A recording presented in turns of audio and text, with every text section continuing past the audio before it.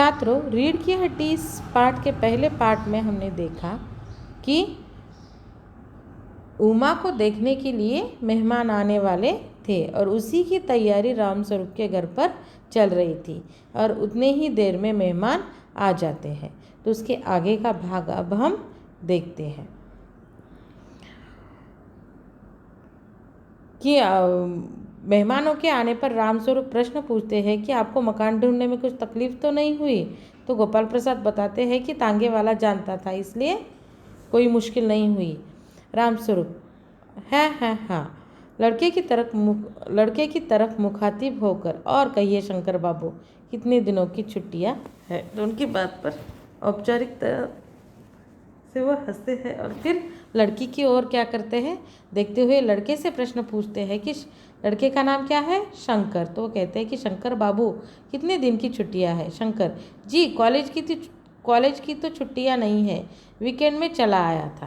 तो शंकर जवाब देता है, यानी वह आया हुआ है बीच में ही, इसलिए वह सवाल पूछते हैं कि कितने दिनों की छुट्टियां हैं, कि जिन छुट्टियों में आप आए हुए हो। तो वो कहता है कि कॉलेज की छुट्टियां नहीं है, वीकेंड यानी शनिवार इतवार की जो छुट्टी है उसमें मैं चला आया हूँ।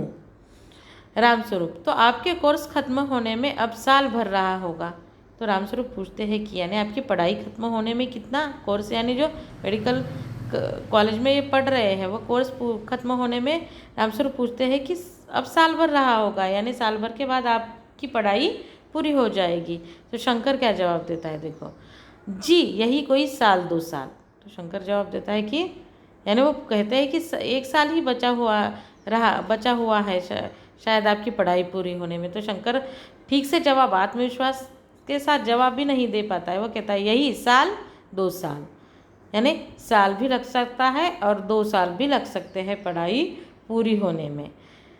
रामस्वरूप, साल 2 साल, यानी फिर समझ में नहीं आता रामस्वरूप को, साल या 2 साल ऐसे कैसे, 1 साल बचा है तो 1 साल में पूरी हो जानी चाहिए ना पढ़ाई। तो शंकर, हाँ जी, 1 साल का मार्जिन रखता हूँ। तो शंकर क्या कहता है कि 1 साल का मार्जिन रखता हूँ, यानी 1 साल, और यानी यह इसे खुद भी, शंकर को खुद भी ये इस बात की गारंटी नहीं है कि यह 1 साल में अपना कोर्स पूरा करेगा, यानी कुछ विषयों में यह फेल हुआ होगा। तो वह कहता है कि 1 साल का मार्जिन रखता हूँ, यानी 1 साल मुझे ज़्यादा लग सकता है। गोपाल प्रसाद अपनी आवाज़ और तरीका बदलते हुए, अच्छा तो साहब फिर बिजनेस की बातचीत हो जाए। तो ये पढ़ाई की ओर जो इनकी बातों का रुख मुड़ गया था, तो उसे दूसरी ओर लाने के लिए या उसे पलटने के लिए गोपाल प्रसाद कहते हैं कि क्या करते हैं साहब, बिजनेस की बातें करते हैं, बिजनेस की बातचीत हो जाए। अब यहाँ पर शंकर और उसके पिता गोपाल प्रसाद लड़की को देखने के लिए आए हैं, और यानी इसको क्या समझते हैं गोपाल प्रसाद के नज़रों में, ये क्या है, एक व्यवहार है, एक बिजनेस है। रामस्वरूप चौंक कर, बिजनेस समझकर, ओहो अच्छा, लेकिन ज़रा नाश्ता तो कर लीजिए। तो चौंक जाते हैं रामस्वरूप, आश्चर्यचकित हो जाते हैं, क्योंकि पूरी तरह से एक ऐसा है, ये एक पारिवारिक ही कार्यक्रम चल रहा है, लड़की को देखने के लिए आए हैं और 2 परिवार शादी के जरिए एक होने वाले हैं, और इसे बिजनेस का रूप या बिजनेस का नाम दे रहे हैं गोपाल प्रसाद। ये देखकर रामस्वरूप चौंक जाते हैं, पर किस बात को वो बिजनेस कह रहे हैं या वह कौन सी बात करना चाहते हैं ये समझ में आता है। तो वो कहते हैं कि ठीक है, अच्छा, लेकिन ज़रा नाश्ता तो कीजिए। आने के बाद ही मेहमानों की जो मेहमान नवाजी की जाती है वो तो होने दीजिए, ऐसा वह कहते हैं। गोपाल प्रसाद, यह सब आप क्या तकल्लुफ़ करते हैं। तकल्लुफ़ यानी ये तकलीफ़ आप क्यों उठा रहे हैं, इतनी औपचारिकता करने की ज़रूरत नहीं है। रामस्वरूप, हाँ, तकल्लुफ़ किस बात का, यह तो मेरी बड़ी ही तकदीर है कि आप मेरे यहाँ तशरीफ़ लाए। अंदर जाते हैं तो कहते हैं कि इसमें तकलीफ़ या तकल्लुफ़ नहीं है, ये तो मेरे नसीब अच्छे हैं कि आप अपनी तशरीफ़ यानी आप हमारे घर आए हैं। गोपाल प्रसाद लड़के से, क्यों, क्या हुआ। शंकर, कुछ नहीं। गोपाल प्रसाद, झुककर क्यों बैठते हो, ब्याह तय करने आए हो, कमर सीधी करके बैठो। तुम्हारे दोस्त कहते हैं कि शंकर की बैकबोन इतने में बाबू रामस्वरूप चाय की ट्रे लेकर मेज़ पर रख देते हैं।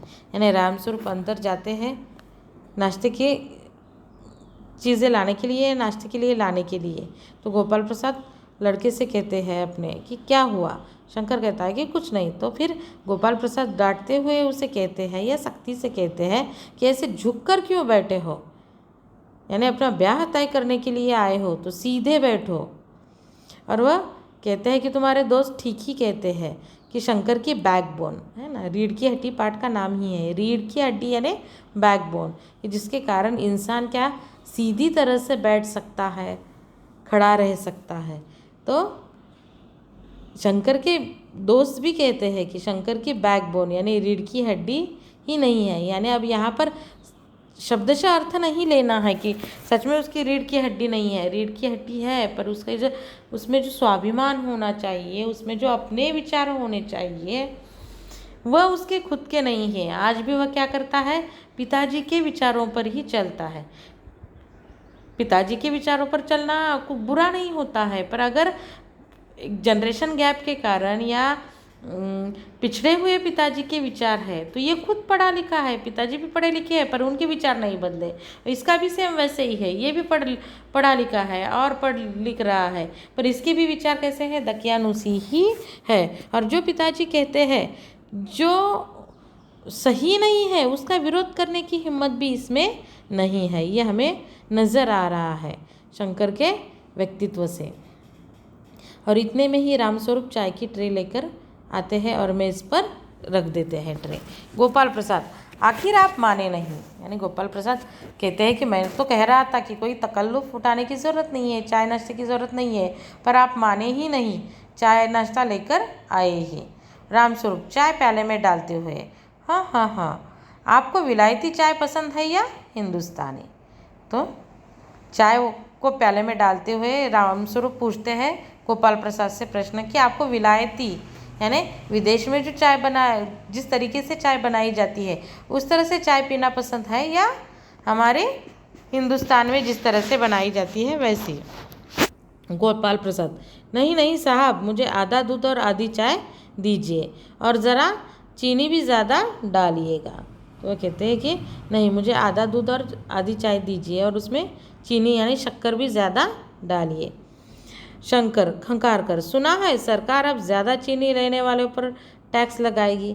उतनी ही देर में शंकर क्या कहता है ये बात सुनकर कि सुना है कि आजकल सरकार जो ज़्यादा चीनी लेते हैं, ज़्यादा शक्कर लेते हैं, उन पर क्या करेगी, टैक्स लगाएगी।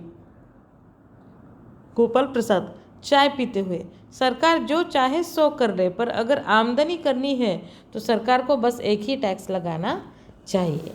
तो गोपाल प्रसाद कहते हैं कि सरकार की जो जिस पर टैक्स लगाना सरकार के मन में आता है वह उस पर लगा देगी, पर सरकार को अगर अपनी आमदनी बढ़ानी है तो बस एक ही टैक्स लगाना चाहिए। और वो टैक्स कौन सा है कहते हैं, देखो रामस्वरूप शंकर को प्याला पकड़ाते हुए, वह क्या, यानी रामस्वरूप को समझ में नहीं आता है कि किस टैक्स के बारे में बोल रहे हैं कि जिससे सरकार की आमदनी या इनकम बढ़ जाएगा बहुत ज़्यादा।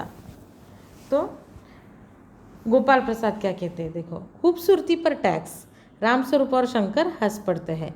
मजाक नहीं साहब, यह ऐसा टैक्स है जनाब कि देने वाला चू भी न करेंगे।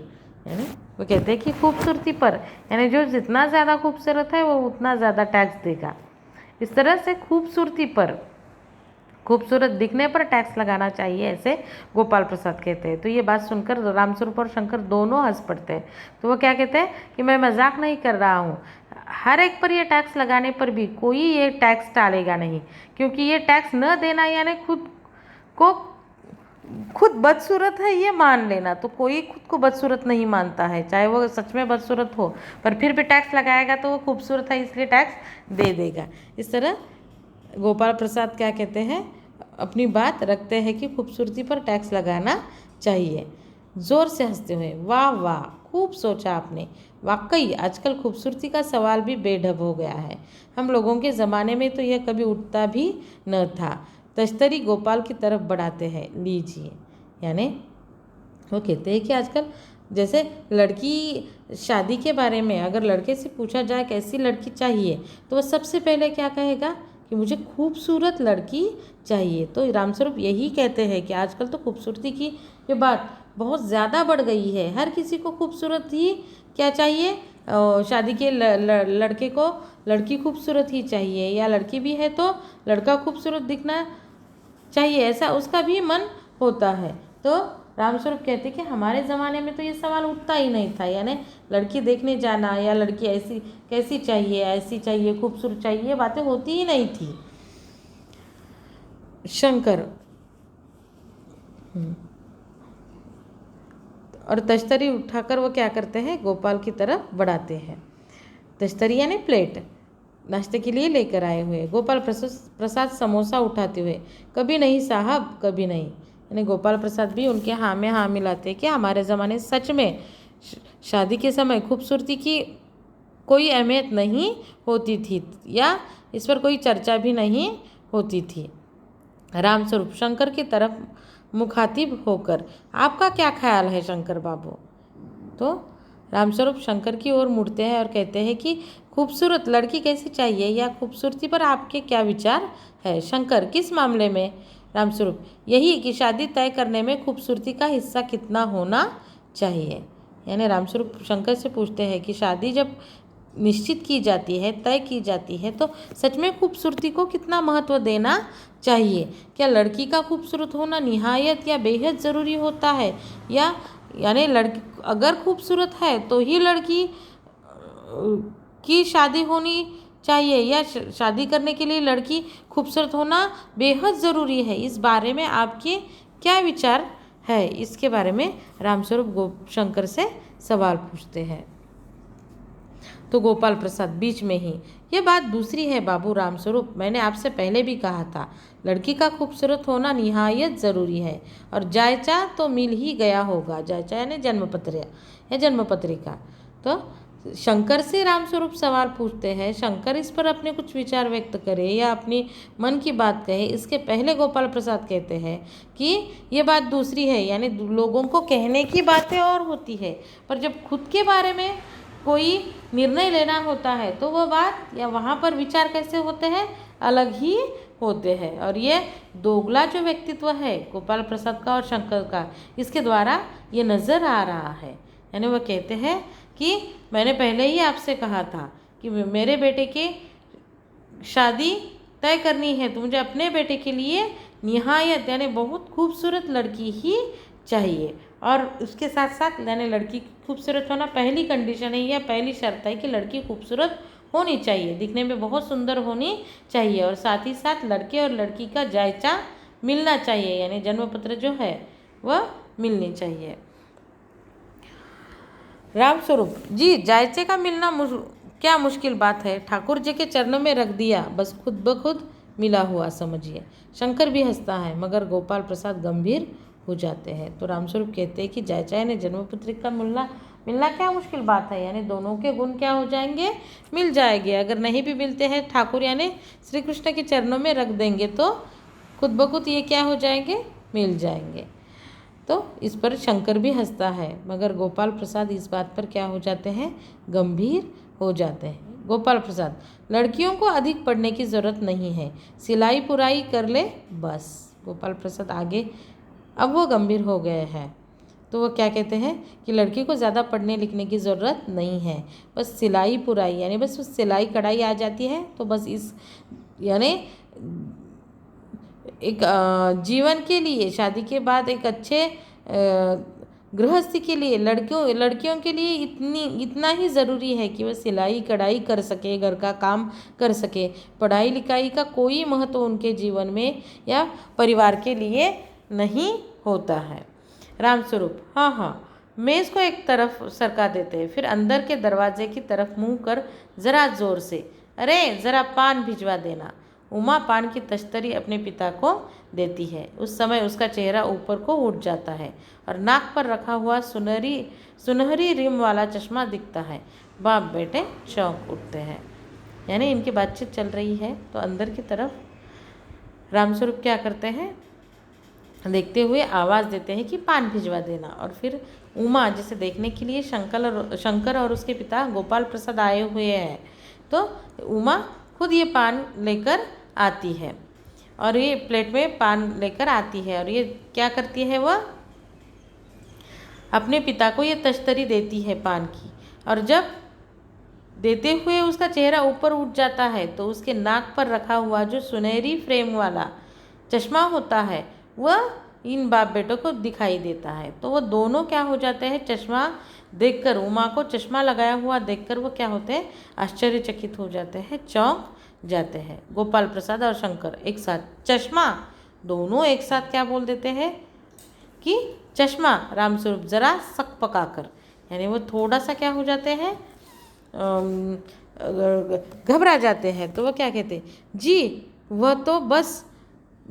वह पिछले महीने में इसकी आंखें दुखने लग गई थी, सो कुछ दिनों के लिए चश्मा लगाना पड़ रहा है। तो दोनों एकदम से चश्मा कहते हैं। तो थोड़ा सा रामस्वरूप घबरा जाते हैं कि उमा चश्मा लगाकर आई हुई है। तो वो उस बता रहे हैं कि पिछले महीने इसकी आंखें दुख रही थी तो डॉक्टर ने इसे पहनने के लिए चश्मा दिया हुआ